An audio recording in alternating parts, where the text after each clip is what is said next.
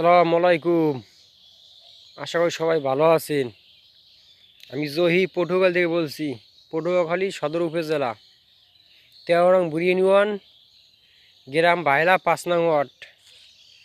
আসলে আবার একটা নতুন ভিডিও নিয়ে এসলাম সকালবেলা। আসলে নিশির আছে, এখন ওই যে নিশির এখন কমে নাই। এটা হইলো আমার টমাটম ক্ষেতের ভিডিও। এই যে এখানে TM ১২২০ এবং রেড জুয়েল আছে, দুইটা জাত ইয়ার মালিক সিডের। তো আমার গাছে কিছু ফুল ফুটছে আর কি, এই যে অনেক ফুলি আর কি ফুটছে। গাছ খুব সুন্দর আছে। আমি এর আগে পাতা কাটতে দিয়েছিলাম, এই যে পাতা কাটছি, দেড় পুরো পাতা কেটে দিছি। এরপর আবার পাতা যাইরম এরম হয়ে রয়েছে।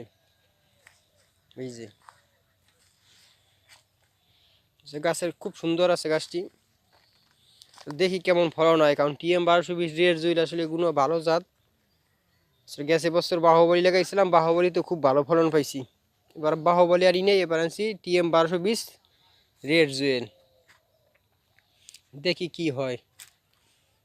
আর আমার এই ডেরেঙের মাথায় আসলে একটা শসা আর দিয়েছিলাম, আর এক প্যাকেট শসা ছিল। শসা স্মার্ট বয় শসা, এসআসির কোম্পানির। আসলে শসাও ভালো হয়েছে, সেটা শস্য হয়েছে। শসারই পাখি দেখায় আর কি, পাখি সমস্যা। এই যে শসা এখন সাইজ ছোট আর কি, বেচার উপযুক্ত হয় নাই, সাইজ ছোট। হয়তো ২-৪ দিন পর আর কি বেচন যাইবে, এই অবস্থা।